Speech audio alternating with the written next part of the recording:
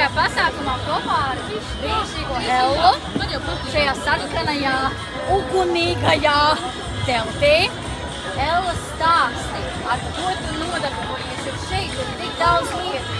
Auskari, ir ķēdītes, ir ap kaklu ko likt un vēl ziepes. Stāsti, kā tu nokļūs kaut kam tik brīnišķīgam? Tā, mans biznes ir Ella's Magical Garden. Es taisu sveces meltiņus no dabīgā sojas vaska. Es izmantoju maitas pulverīti, lai visu šo nokrāsotu. Un ēkļi, ko es izmantoju, lai iesmartinātu šīs sveces, viņi ir arī paredzēti lietošanai ziepītēs un citos produktos, kas nāk uz ārā. Ja man ir, piemēram, ļoti jūtīga āda, un man ir, nebaidos to atzīt, tad es viņas drīkstu izmantot. Es izmantoju tieši svecītes, man ziepītes šobrīd nav, bet viņas ir ļoti viegli aromatizētas, līdz ar ko nav tāda sajūta, ka ienāc istabā un pilnīgi sāp galvu. Tas ir galvenais iemesls, kāpēc es šādu uzsāku šo biznesu, jo visas sveces, ko varēja iegādāties veikalā, viņas tādas dedzināt, un viņas sāk tev nomāt. Stundas tev gribas redzēs. Savas sveces es varu dedzināt stundām ilgi, un mana māja ir patīkams iesmaržināta, bet galva nesēd.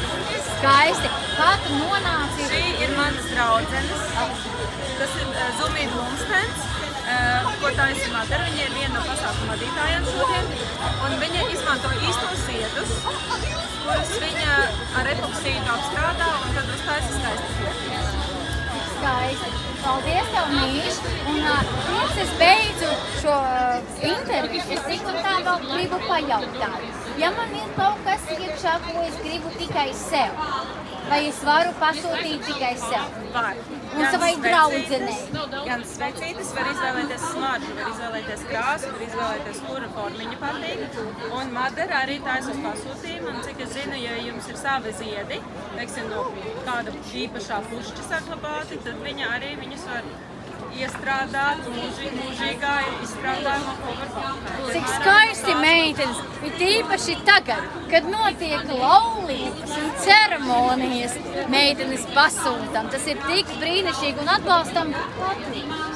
Paldies tev, Ella. Paldies. Paldies. Paldies.